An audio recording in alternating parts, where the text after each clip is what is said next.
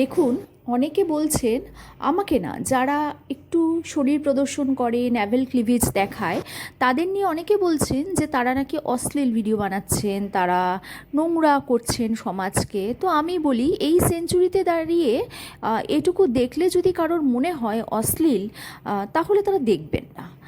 আর অনেকে আছেন যারা এর থেকেও নোংরা কাজ করে। অনেক মহিলা আছে, আরেকজন মহিলার সংসার ভাঙে। অনেকে আছে একজন পুরুষ বিবাহিত জেনেও তার সাথে নোংরামি করে।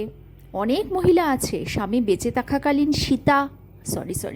মানে সতী, আর স্বামী বেঁচে গিয়ে মানে মরে গিয়ে তাদের পদমর্যাদা বেড়ে যায়। তারা কত রকম রাসলীলা রঙ্গলীলা করে। তখন যেহেতু তারা সবার সামনে গা ঢেকে চলছে, সেই জন্য তারা সতী, তাই না? আর সবার সামনে সোশ্যাল মিডিয়ায় বা খোলামেলা কোথাও গেলে, খোলামেলাভাবে গেলে সেটা খারাপ। এর বিচারটা কে করছে, কারাই বা করছে, কেনই বা করছে? সব থেকে বড় কথা, অপশান সবার কাছে আছে। আমার ভালো লাগলে দেখব, আর কোনো ভিডিও ভালো না লাগলে ইগনোর করব। তার জন্য এত কমেন্ট করার কি আছে? বাপরে বাপ, আমি তো এটা বুঝতে পারি না।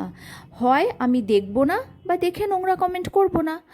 আবারও বলছি, কারোর সাথে বেড শেয়ার করা বা কোনো পুরুষ বিবাহিত জেনেও তার সংসার ভাঙলে সেটাকে বলে নোংরামি। এরকম বহু মহিলা কিন্তু আছে, একই বাড়ির মধ্যে স্বামী মারা যাওয়ার পরেও অন্য পুরুষের সাথে লটঘট করে। তাদের কি বলবেন?